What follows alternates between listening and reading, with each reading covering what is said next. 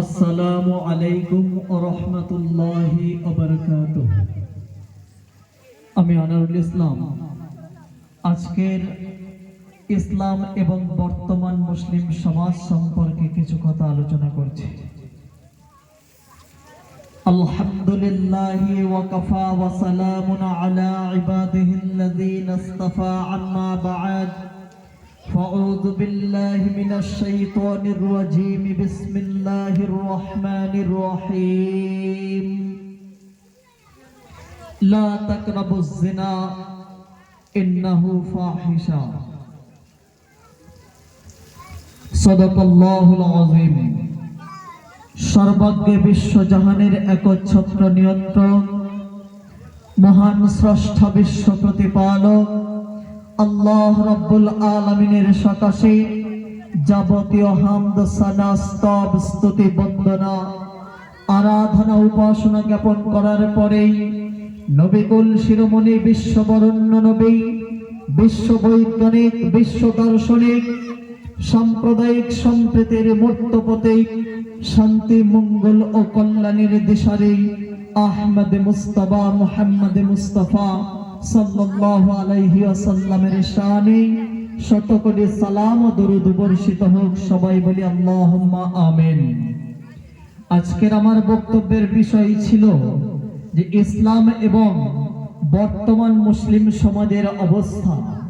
আমি একটু পূর্ব দিক থেকে আলোচনা করছি।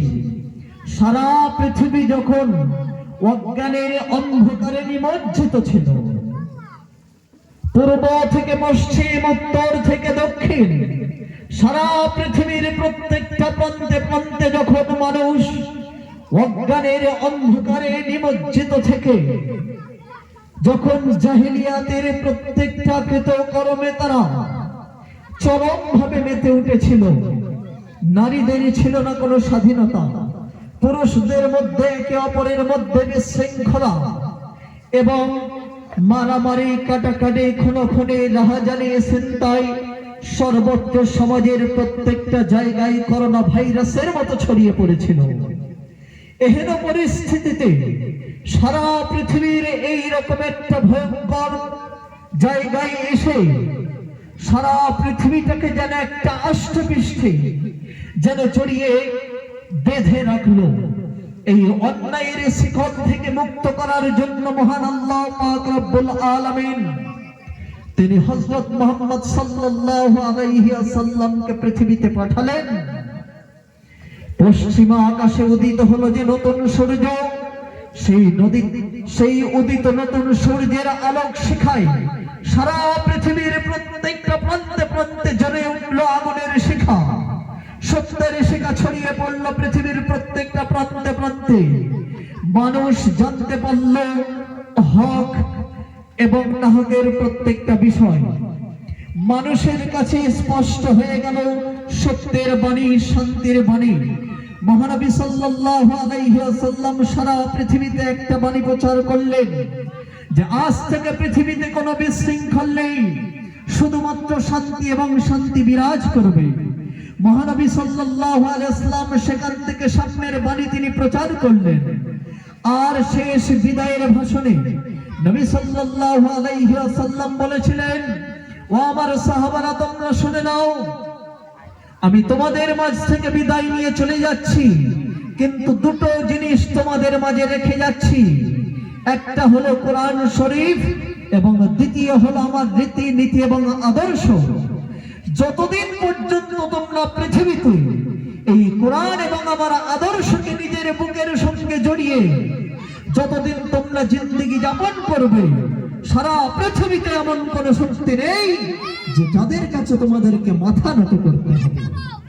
কিন্তু বড়ই পরিতাপের বিষয়, আজ সারা পৃথিবীতে যেদিকে তাকাই মুসলমানদের রক্তে হোলি খেলা চলছে, মুসলমানদের রক্তের স্রোত বয়ে যাচ্ছে। মুসলমান সমাজ সেই দুটো জিনিসকে ভুলে বাকি সব কিছুর পিছনে ছুটে চলেছে। বিশ্ব নবী সাল্লাল্লাহু আলাইহি ওয়াসাল্লামের বাণীকে ভুলেই গিয়েছে। এই রকম আল্লাহর হুকুম নবী সাল্লাল্লাহু আলাইহি ওয়াসাল্লামের তরিকাকে যখনই জলাঞ্জলি দিয়ে স্বাধীন চিন্তা ভাবনার উপরে মন মননের উপরে যখন চিন্তা চিন্তা ভাবনা করে চলতে শুরু করলেন, একটার পর একটা বিপদ তখন মুসলমানের মধ্যে আসতে শুরু করলো। আল্লাহ পাক রব্বুল আলামিন পবিত্র কোরআন শরীফের মধ্যে বলছেন, হে মুমিনরা, হে মুসলমান, তোমরা মদ খেও না, মদের ধারে কাছেও যেও না, মদ খাওয়া তোমাদের জন্য হারাম করে দিয়েছি। বিশ্বনবী সাল্লাল্লাহু আলাইহি ওয়াসাল্লামকে প্রশ্ন করা হলো এই মদ সম্পর্কে। নবী সাল্লাল্লাহু আলাইহি ওয়াসাল্লাম বলছেন, কুল্লু শারাবিন আসকারা ফাহু হারামান, ওই প্রত্যেকটা বস্তু নেশা জাতীয় জিনিস হারাম, ওই প্রত্যেকটা পানীয় বস্তু তোমাদের জন্য হারাম যেটা তোমাদের মস্তিষ্কের বিকৃতি ঘটিয়ে দেয়। ওই প্রত্যেকটা নেশা জাতীয় বস্তু হলো হারাম যেটা তোমার শরীরের ভারসাম্যকে বিনষ্ট করে দেয়। কিন্তু আজ মুসলিম সমাজের যুবক থেকে শুরু করে বৃদ্ধ পর্যন্ত মদের নেশায় মত্ত হয়ে কিবা দিন কিবা রাত তারা এই মদ খেয়ে এসে বাড়িতে নানান অশান্তির সৃষ্টি করে চলেছে। আরেকটা কথা বলবো, নবী সাল্লাল্লাহু আলাইহি ওয়াসাল্লাম ঘুষ খাওয়ার কথা বলেছেন যে ঘুষ খাওয়া হারাম, কিন্তু সমাজের প্রত্যেকটা জায়গায় এই ঘুষের ছড়াছড়ি। সে একেবারে সমাজের নিম্ন স্তর থেকে, অফিস আদালত থেকে শুরু করে স্কুল কলেজ বিশ্ববিদ্যালয়, এমন কোন জায়গা নেই সেখানে ঘুষ নেই। এমনকি চাকরি বাকরির ক্ষেত্রেও পর্যন্ত ঘুষ। অতএব নবী সাল্লাল্লাহু আলাইহি ওয়াসাল্লাম ঘুষকে জঘন্যতম আখ্যা দিয়েছেন এবং ঘুষ খাওয়া নিষেধ করেছেন। আরেকটা কথা বলবো, নবী সাল্লাল্লাহু আলাইহি ওয়াসাল্লাম বলেছেন, খবরদার তোমরা কেউ শিরকের ধারে কাছেও যাবে না। মহান আল্লাহ পাক বলছেন, ইন্না শিরকা লাযুলমুন আযীম, এই পৃথিবীতে সবথেকে বড় অত্যাচার হলো যে ব্যক্তি আমার সঙ্গে অন্য কাউকে তুলনা করে। আজ পূজার নামে প্রতিমার সামনে, পূজার নামে সম্প্রীতির নামে প্রতিমার সামনে মানুষ, এই মুসলমানরা দাড়ি টুপি রেখে প্রতিমার সামনে গিয়ে তারা পুষ্পাঞ্জলি দিয়ে তাদেরকে শ্রদ্ধা জ্ঞাপন করে। ইন আনতাকা ফাইতা মান আসা ফাকাদ সিরতা ইলা মিসলি, যদি কোনো ব্যক্তি অন্যায় করে এবং ওই অন্যায়কে যদি কেউ সমর্থন করে, উভয় সমান পাপী। অতএব যে ব্যক্তি পূজা অর্চনা করেছে সে যেমন অপরাধী, আর যে ব্যক্তি তাকে সমর্থন করলো সেও সমান অপরাধী। এই রকম ভাবে সমাজের বুকে প্রত্যেকটা জায়গায় সুদ, ঘুষ, জেনা, ব্যভিচার, মিথ্যা সর্বত্র ছড়িয়ে পড়েছে। আরেকটা কথা বলবো, মহানবী সাল্লাল্লাহু আলাইহি ওয়াসাল্লাম বলেছেন, খবরদার তোমরা সুদ খেও না, তোমরা সুদের ধারে কাছেও যেও না। যে ব্যক্তি সুদ খায়, সুদের ৭০টি গুনার মধ্যে সবথেকে নিম্নতর যে গুনাহ হলো সেটা হলো আপন মায়ের সাথে বিবাহ করা, কিংবা আপন মায়ের সাথে ৩৫ বার জেনা করার সমান। অতএব সুদ খাবে না। বড়ই পরিতাপের বিষয়, আজকের প্রত্যেকটা মুসলিম বাড়িতে দেখলে দেখা যাবে প্রায় 95% বাড়িতে করোনা ভাইরাসের মতো প্রত্যেকটা পাড়ায় পাড়ায়, গলিতে গলিতে, প্রত্যেকটা ঘরে ঘরে এই সুদ পৌঁছে গিয়েছে। এর থেকে আমাদেরকে বাঁচতে হবে। সবার শেষে একটা কথা বলবো, আল্লাহ পাক রব্বুল আলামিন বলছেন যে তোমরা জেনার ধারে কাছেও যেও না, কারণ নিশ্চয়ই সেটা ফাহিশা, গর্হিত কাজ। কিন্তু আজকের আমরা সমাজের মধ্যে দেখলে, বিশেষ করে মুসলিম যুব সমাজের মধ্যে দেখলে, স্কুল কলেজ বিশ্ববিদ্যালয় থেকে শুরু করে সারা পৃথিবীর প্রত্যেকটা প্রান্তে প্রান্তে মুসলিম সমাজের আনাচে কানাচে, হাটে বাজারে যেখানে দেখি না কেন, স্বাধীনতার নামে বিহায় বেলাল্লাপনায় মেতে উঠেছে। একজন ছেলে আরেকটা নারীর সঙ্গে অবৈধ সম্পর্কে জড়িয়ে পড়ছে। এইরকম ভাবে বিভিন্ন রকম ভাবে তারা পাপাচারে মেতে উঠছে।